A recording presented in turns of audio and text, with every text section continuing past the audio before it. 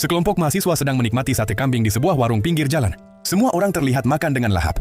Namun di tengah suasana itu, seorang mahasiswi merasa ada sesuatu yang tidak beres.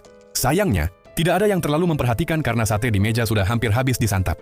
Tak lama kemudian, mahasiswi berbaju kuning itu tiba-tiba merasakan sakit perut yang cukup parah. Melihat kondisinya, sang pacar langsung membawanya ke rumah sakit.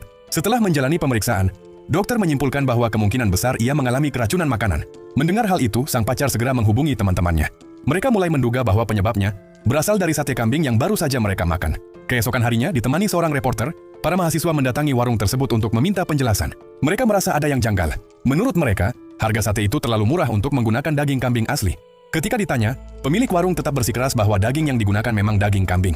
Namun para mahasiswa masih belum percaya. Mereka beranggapan tidak mungkin seseorang bisa menjual sate kambing semurah itu dan tetap mendapatkan keuntungan. Melihat situasi semakin ramai, pemilik warung memilih pergi dari lokasi. Tetapi sang pacar yang masih penasaran, memutuskan untuk diam-diam mengikuti pria tersebut bersama reporter.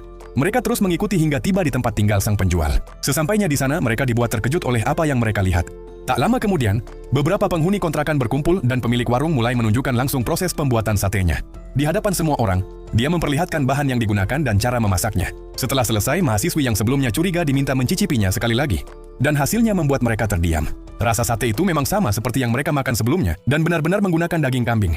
Lalu muncul satu pertanyaan besar. Jika memang asli, bagaimana mungkin harganya bisa semurah itu? Saat itulah sang pemilik menjelaskan rahasianya. Ternyata keuntungan utamanya bukan berasal dari sate kambing, melainkan dia mendapatkan penghasilan dari berbagai makanan dan minuman lain yang dijual di warungnya. Pada akhirnya, para mahasiswa menyadari bahwa mereka telah salah paham. Di depan kamera, mereka mengklarifikasi bahwa sate tersebut memang menggunakan daging kambing asli. Mereka juga meminta maaf kepada sang pemilik warung. Sementara mahasiswi yang sempat sakit perut menjelaskan bahwa sebelum makan sate, dia ternyata lebih dulu mengonsumsi es krim saat perutnya masih kosong. Dan itulah yang kemungkinan menjadi penyebab kondisi yang dialaminya.